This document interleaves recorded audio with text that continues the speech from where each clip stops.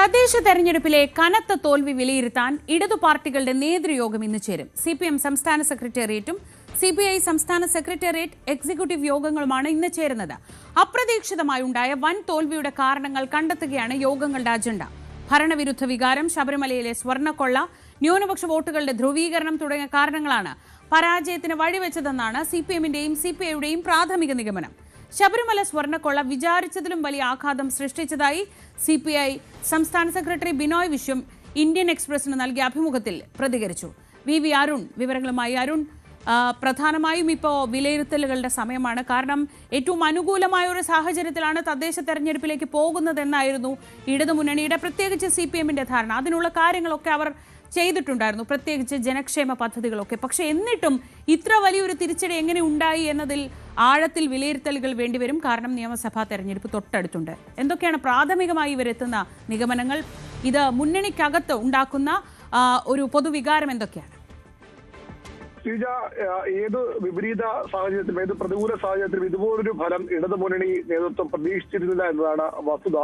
ഒരുപക്ഷെ 10 വർഷത്തോടെടുക്കുന്ന ഭരണം വരുമ്പോൾ സ്വാഭാവികമായും ഭരണത്തിനെതിരെയൊക്കെ ചെറിയ വികാരമുണ്ടായേക്കാം. അതൊക്കെ മറികടക്കാൻ ക്ഷേമ പദ്ധതികളിലൂടെ കഴിയും, സർക്കാരിന്റെ വികസന പദ്ധതികളുടെ കഴിയും എന്നുള്ളതായിരുന്നു സിപിഎമ്മിന്റെ പൊതുവിലും പ്രത്യേകിച്ചും മുന്നണിയുടെ പൊതുവിലുമുള്ള വിലയിരുത്തൽ. പക്ഷേ ആ പ്രതീക്ഷകളെയൊക്കെ വിലയിരുത്തലിലൊക്കെ തകിടം മറിക്കുന്ന ജനവിധിയാണ് ഉണ്ടായത്. കണക്കുകൾ നോക്കുമ്പോൾ ഇപ്പോഴും അത്ര വലിയൊരു പരാജയം ഉണ്ടായില്ല എന്ന നേതാക്കൾ ചിലരെങ്കിലും അവകാശപ്പെടുന്നുണ്ടെങ്കിൽ ഇപ്പോൾ അല്പസമയം സിപിഎമ്മിന്റെ സംസ്ഥാന കേന്ദ്ര കമ്മിറ്റി അംഗം കൂടിയായ ഇടതുമുന്നണി കൺവീനറുടെ പ്രതികരണം വന്നിട്ടുണ്ട്. വോട്ട് നില പരിശോധിക്കുമ്പോൾ ഇതിനേക്കാൾ വലിയ തോൽവി നേരത്തെയും ഇടതുമുന്നണി നേരിട്ടിട്ടുണ്ട്.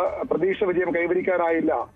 ഇത് വെച്ച് കേരളത്തിന് ഭാവി പറയാൻ കഴിയില്ല. ശബരിമല തിരിച്ചടിയായി എന്ന് LDF വിലയിരുത്തിയില്ല തുടങ്ങിയ പ്രതികരണങ്ങൾ അദ്ദേഹത്തിന്റെ ഭാഗത്തുണ്ടാകുമ്പോഴും അങ്ങനെയല്ല, വലിയ തിരിച്ചടി ഈ വിഷയങ്ങളൊക്കെ ഉണ്ടാക്കിയിട്ടുണ്ട് എന്ന് തന്നെ സിപിഎം നേതാക്കൾ, അത്തരം അഭിപ്രായമുള്ള നേതാക്കൾ സിപിഎമ്മിലുണ്ട്. ശബരിമല വിചാരിച്ചതിലും വലിയ ആഘാതം ഉണ്ടാക്കുമെന്ന് നേരത്തെ തന്നെ സിപിഐ മുന്നറിയിപ്പ് നൽകിയിരുന്നു. ഈ തെരഞ്ഞെടുപ്പ്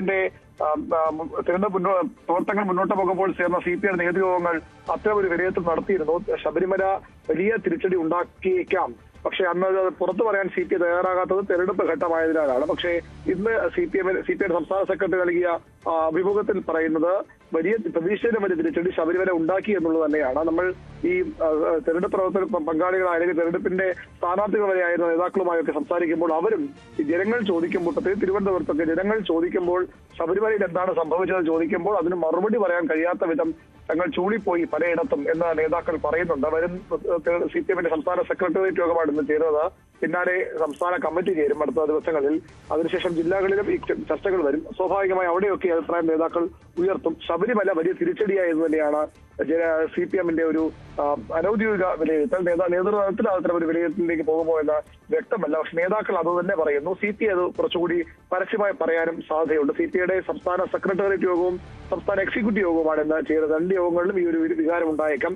ഭരണവിരുദ്ധ വികാരം ഉണ്ടായെന്ന് തന്നെ സിപിഐ കണക്ക് കൂട്ടുന്നു. സിപിഎം അത്തരമൊരു വിലയത്തിലേക്ക് എത്താനുള്ള സാധ്യത കുറവാണ്. എങ്കിലും വലിയ തിരിച്ചടി തന്നെ ഉണ്ടായെന്ന് സിപിഎമ്മും സമ്മതിക്കും. ഇതെങ്ങനെ മറികടക്കാം എന്നതിന്റെ ചർച്ചകളാകും ഈ ദിവസങ്ങളിൽ ചേരുന്ന സിപിഎമ്മിന്റെയും സിപിഐയുടെ നേതൃയോഗങ്ങൾ ഉണ്ടാവുക. നാളെ ഇടതുമുന്നണിയുടെ നേതൃയോഗവും ചേരുന്നുണ്ട്. സാധാരണഗതിയിൽ ഈ വിജയിച്ച് അധ്യക്ഷ സ്ഥാനത്തേക്കുള്ള ഒരു തെരഞ്ഞെടുപ്പുമായി ബന്ധപ്പെട്ട കാര്യങ്ങൾ ചർച്ച ചെയ്യാനാണ് അവരെ യോഗം വിളിച്ചത്. പക്ഷേ ചർച്ച ചെയ്യാൻ പോകുന്നത് ഈ കനത്ത തിരിച്ചടിയാണ്, അപ്രതീക്ഷിത തിരിച്ചടി തന്നെയാണ്. കണക്കുകളുടെ കളി കൊണ്ട് മാത്രം പ്രതിരോധിക്കാൻ തയ്യാറാകാതെ കൃത്യമായ തിരിച്ചടി തന്നെ തുറന്നു പറഞ്ഞുകൊണ്ട് അത് തിരുത്താൻ നടപടി വേണമെന്ന ആവശ്യമാകും ഘടകകക്ഷികൾ യോഗത്തിൽ ഉന്നയിക്കുക. അതിന് വളരെ പ്രധാനപ്പെട്ട സിപിഐ സംസ്ഥാന സെക്രട്ടേറിയറ്റ് യോഗം ഇന്ന് ചേരും. സിപിഐ രണ്ട് പ്രധാന യോഗങ്ങളും ഇന്ന് ചേരുന്നുണ്ട്. ഈ യോഗങ്ങളിലൊക്കെ ഈ ഒരു ചർച്ചയുണ്ടാകും. തെരഞ്ഞെടുപ്പ് പരാജയത്തിന്റെ കാരണങ്ങൾ, ഭരണവിരുദ്ധ വികാരം എത്രത്തോളം ഉണ്ടായി എന്ന ചർച്ച സിപിഐ നേതൃയോഗത്തിലും ഉണ്ടായേക്കാം. അതുപോലെ തന്നെ ശബരിമലയുടെ ഇമ്പാക്ട്, ശബരിമല ഉൾപ്പെടുന്ന ജില്ലയിൽ വലിയ തിരിച്ചടി ഉണ്ടായിരുന്നു. പക്ഷേ പന്തളത്ത് ശബരിമല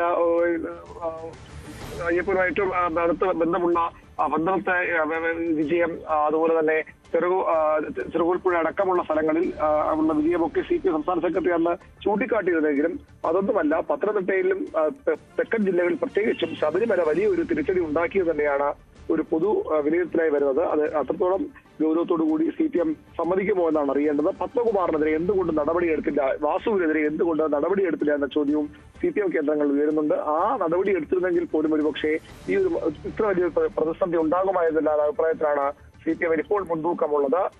നേരത്തെ ശബരിമല വിഷയം എന്നപ്പോൾ CPM തിരിച്ചറിഞ്ഞാൽ എത്രത്തോളം ഗുരുതരമായ തിരിച്ചടി ശബരിമല വിഷയത്തിന് നൽകാൻ കഴിയുമെന്നുള്ളത്. എന്നിട്ടും എന്തുകൊണ്ട് പത്മകുമാറിനെതിരെയെങ്കിലും നടപടിയെടുക്കാൻ തയ്യാറായില്ല എന്ന ചോദ്യമാണ് ഇപ്പോൾ CPM-ന് നേരെ ഉയരുന്നത്. ഇന്ന് ഉയർന്ന നേതൃയോഗത്തിൽ അതുമായി ബന്ധപ്പെട്ട ചർച്ചകളും ഉണ്ടായേക്കാം. പത്മകുമാറിനെതിരെ നടപടി വൈകാതെ ഉണ്ടാകുമെന്ന വിലയിരുത്തലുകളും ഈ ഘട്ടത്തിൽ പുറത്തു വരുന്നുണ്ട്.